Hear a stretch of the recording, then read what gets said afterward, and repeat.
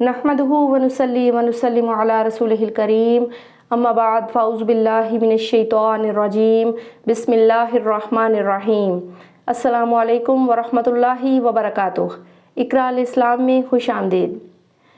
ایک ایسا اسلامی تاریخ کا واقعہ جو کہ انتہائی عجیب و غریب اور عبرتناک ہے، جس کو پڑھنے کے بعد مجھے اس واقعے کی دہشت نے، اللہ کے خوف نے اور گناہوں سے بچنے کے جذبے نے مجبور کر دیا کہ میں اس کو آپ کے ساتھ شیئر کروں۔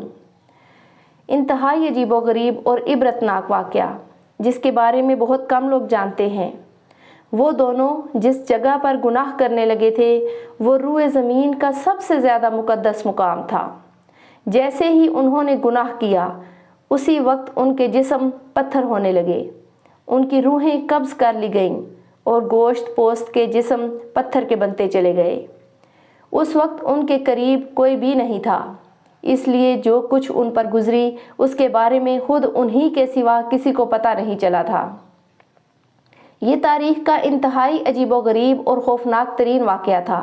دو زندہ انسان جن میں سے ایک مرد تھا اور دوسری عورت تھی، عذاب الہی کے تحت پتھر کے بن چکے تھے۔ کچھ دیر گزری تو ادھر سے کسی کا گزر ہوا، اس نے ان کو دیکھا اور پہچان لیا۔ یہ بھی معلوم ہو گیا کہ انہوں نے اس مقدس اور متبرک ترین مقام پر کیسا گھناؤنا کام کیا تھا جس کی فوری طور پر پکڑ ہو گئی تھی۔ لوگوں کا مارے غصے اور دکھ کے انتہائی برا حال ہو گیا۔ ان دونوں پتھر کے بتوں کو نشان عبرت بنانے کے لیے اس زمانے کے اہل علم اور نیک لوگوں نے ان کو اس مقدس مقام سے کچھ دور اسی علاقے میں ایک دوسرے سے کافی لمبے فاصلے پر آمنے سامنے نصب کر دیا۔ اس مقدس مقام پر عبادت کے لیے آنے والوں کے لیے لازم قرار دے دیا گیا کہ ان دونوں کے بتوں کو جوتے مارتے ہوئے گزرا جائے تاکہ دیکھنے والوں کے ذہنوں میں ان کا کیا ہوا گناہ تازہ رہے اور وہ اس واقعہ سے عبرت حاصل کرتے رہیں۔ اب جو بھی اس مقدس مقام پر آتا وہ ان کو جوتے مارتے ہوئے گزرنے لگا۔ وقت گزرتا رہا، 100-150 سال تک یہی سلسلہ چلتا رہا۔ اس کے بعد کچھ وقت گزرا تو نئی آنے والی نسلوں نے آہستہ آہستہ ان بتوں کو جوتوں سے مارنا چھوڑ دیا۔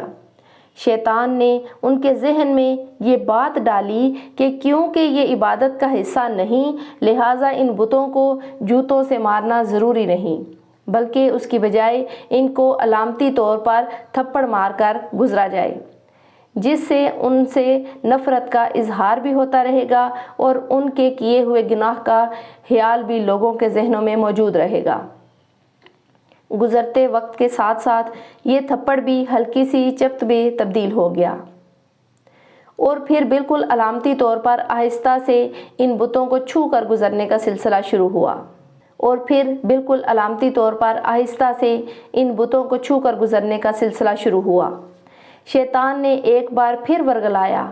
اب لوگ ان بتوں کو اس نیت سے چھوتے کہ وہ ان سے نفرت کرتے ہوئے تھپڑ مار رہے ہیں، لیکن ساتھ ہی دعا اپنی حاجات کے لیے بھی مانگنے لگے۔ شیطان نے ان کے ذہن میں بٹھا دیا کہ اگر تم ان بتوں کو نفرت سے چھوتے وقت دعا مانگو گے تو تمہاری دعائیں جلدی قبول ہوں گی۔ یہاں شیطان کی شرارتیں دیکھ لیجئے کہ کیسے آہستہ آہستہ ذہنوں کو تبدیل کرتا ہے۔ جب لوگوں کی حاجت پوری ہو جاتی تو شیطان ان کو سمجھاتا کہ یہ حاجت اسی وجہ سے پوری ہوئی کہ تم نے بت کو چھو کر دعا کی تھی۔ وقت گزرنے کے ساتھ ساتھ آنے والی نسلوں کی سوچ بدلتی چلی گئی اور وہ اب ان بتوں کو چھو کر دعا ضرور مانگتے تھے، لیکن ان کے انداز میں ان بتوں کے لیے عقیدت اور احترام آنے لگا تھا۔ اور پھر وہ وقت بھی جلد آ گیا جب ایک بدبخت نے اس بت کے سامنے اس کی باقاعدہ مناجات کی اور اسی سے دعا مانگنے لگا۔ جوتے مارنے سے شروع ہونے والی داستان تھپڑ مارنے، علامتی طور پر چھونے، عقیدت سے چھونے سے ہوتی ہوئی باقاعدہ عبادت تک چلی گئی۔ اب ان دونوں بتوں کی باقاعدہ پوجا کی جانے لگی تھی، ان سے منتیں اور مرادیں مانگی جانے لگیں۔ بدی اور بدی کے عبرتناک انجام کی علامت اب دونوں بت خدا بنا لیے گئے تھے۔ ایک وقت آیا کہ ان بتوں کو سجدے کیے جانے لگے، ان کے سامنے قربانی کی جانے لگی اور ان کا شمار بڑے بتوں میں کیا جانے لگا۔ پھر یہ اندھیری رات اور زیادہ گہری ہوتی چلی گئی، یہاں تک کہ ایک دن رشد و ہدایت کا ایک سورج طلوع ہوا جس سے وہ پورا خطہ چاروں جانب سے جگمگانے لگا۔ دنیا سے جہالت چھٹنے لگی۔ ایک عظیم ہستی نے ساری دنیا میں ایک ایسا عظیم انقلاب برپا کر دیا تھا جس نے روز قیامت تک جاری و ساری رہنا تھا۔ ایک دن عرب کا وہ بادشاہ جو غریبوں کا والی اور بے کسوں کا سہارا تھا، فاتح بن کر اس مقدس زمین پر آن پہنچا۔ ان کی ایک نگاہ سے بت اور بت پرست ٹوٹ کر بکھرنے لگے۔ لوگ توبہ طائب ہو کر بتوں سے دور ہونے لگے۔ سب کو اپنے سچے خالق اور مالک کی پہچان ہونے لگی۔ ہزاروں سال سے یہ پیاسی زمین، یہ کرۂ ارض ہدایت سے سیراب ہونے لگی۔ زمین و آسمان کی مخلوقات نے حیرت سے اس عظیم الشان انقلاب کا منظر پہلی بار دیکھا تھا۔ ایک دن آپ صلی اللہ علیہ وآلہ وسلم اپنے سب سے پیارے ساتھی علی رضی اللہ تعالیٰ عنہ کے ساتھ خانہ خدا میں داخل ہوئے۔ سب لات منات کے بت توڑے جانے لگے، بتوں کے ٹکڑے اڑ رہے تھے اور ان کو پوجنے والے جو اپنے سچے رب کو پہچان چکے تھے دیکھ کر اپنی سابقہ گمراہی پر پچھتا رہے تھے۔ آپ صلی اللہ علیہ وآلہ وسلم بتوں کو ریزہ ریزہ کرتے رہے اور ساتھ ساتھ یہ آیات بھی دہراتے جا رہے تھے کہ حق آ گیا اور باطل مٹ گیا، بے شک باطل مٹنے کے لیے ہی ہوتا ہے۔ اس کے بعد آپ صلی اللہ علیہ وآلہ وسلم ان دونوں انسانی بتوں کی جانب متوجہ ہوئے جنہیں کئی سو سال پہلے ایک گناہ کی پکڑ میں پتھر کا بنا کر نمونہ عبرت بنا دیا گیا تھا۔ مرد کا بت صفا کے مقام پر نصب تھا اور عورت کا بت مروہ کے مقام پر۔ آپ صلی اللہ علیہ وآلہ وسلم نے ان کو بھی ٹکڑے ٹکڑے کر کے اٹھا کر خانہ خدا کی حدود سے باہر پھینک دیا۔ یہ عورت مرد کون تھے؟ اس کے لیے ہمیں تاریخ کے اوراق کو پیچھے الٹنا پڑے گا۔ اس کے لیے ہمیں اس زمانہ میں جانا ہوگا جب حضرت اسماعیل علیہ السلام اور ان کی والدہ حضرت بی بی ہاجرہ علیہ السلام زمزم کے چشمے کے قریب زندگی کے دن بسر کر رہے تھے۔ اس دور میں عرب کی زمین پر پینے والے پانی کا ملنا ایک انتہائی ناممکن سی بات تھی۔ صحرا اور خشک پہاڑیوں کی اس زمین پر پانی کی ایک بوند کا ملنا محال تھا۔ عرب کے قبائل میٹھے پانی کے چشموں اور کنوؤں کی تلاش میں صحراؤں اور وادیوں میں مارے مارے پھرتے تھے۔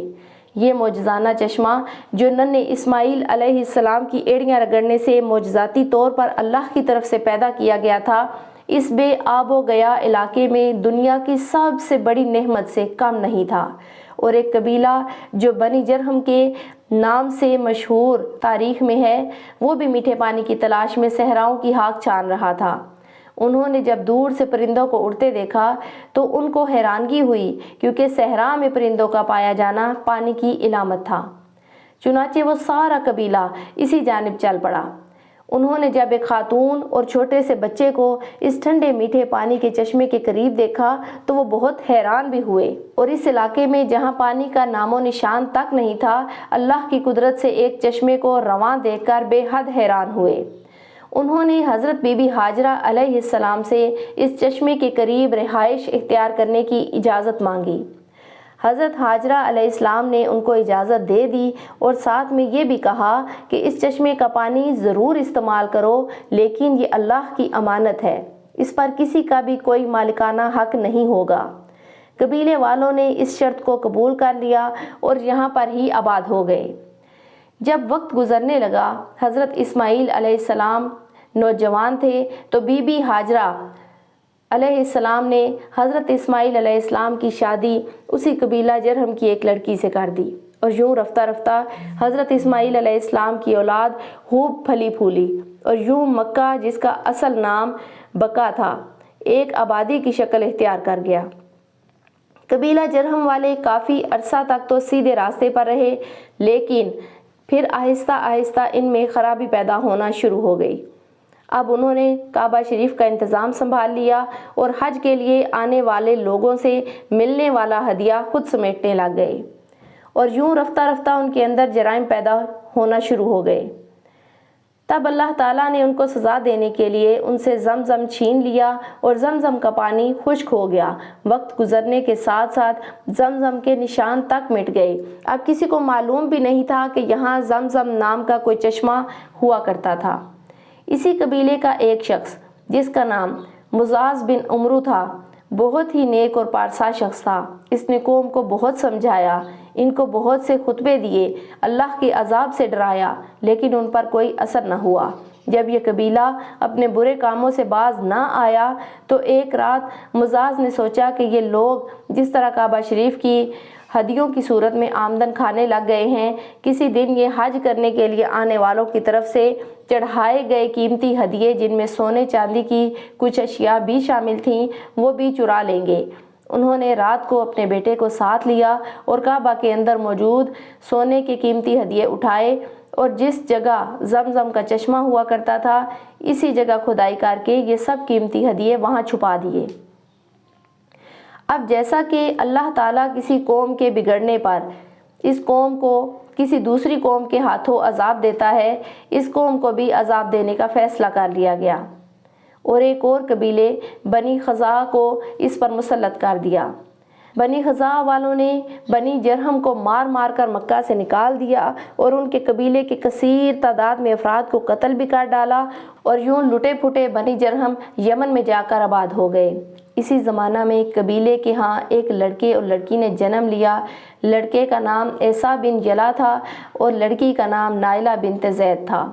جب جوان ہوئے تو ایک دوسرے کے عشق میں گرفتار ہو گئے اور انہوں نے آپس میں ناجائز تعلقات قائم کر لیے۔ ایک بار یہ دونوں حج کے لیے ایک قافلے کے ہمراہ مکہ مکرمہ گئے۔ خانہ کعبہ میں ان کو تنہائی میسر آئی تو انہوں نے ایک قبیح فعل کرنے کا ارادہ کر لیا۔ چنانچہ جیسے ہی گناہ کے مرتکب ہوئے تو انہیں عذاب الہی نے آن گھیرا، یوں وہ پتھر کے بت بنا دیے گئے۔ اس کے آگے کے حالات ویڈیو کے شروع میں بتا چکی ہوں۔ جب ان کے بت نبی کریم صلی اللہ علیہ وآلہ وسلم نے خانہ کعبہ کی حدود سے باہر پھینکوا دیے تو اس وقت مسلمانوں کے ذہن میں صفا و مروہ کے دوران سعی کے بارے میں شک و شبہ پیدا ہو گیا۔ وہ سوچنے لگے کہ کیونکہ صفا و مروہ پر دونوں کے بت پہلے نصب تھے جن کا طواف جاہلیت کے زمانے میں کیا جاتا تھا، لہٰذا اب ان کا صفا و مروہ کا طواف کہیں ان بتوں کی یاد میں طواف نہ ثابت ہو، جس کی وجہ سے ان پر بھی اللہ کا عذاب نازل نہ ہو جائے۔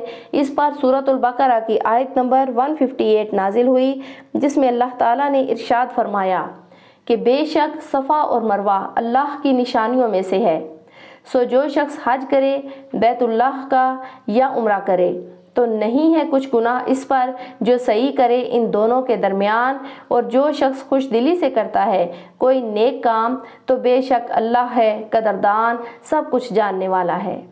جزاک اللہ خیرا کثیرا۔ اللہ رب العزت ہمیں نیکیاں کرنے کی اور گناہوں سے بچنے کی توفیق عطا فرمائے۔ وآخر دعوانا ان الحمد للہ رب العالمین۔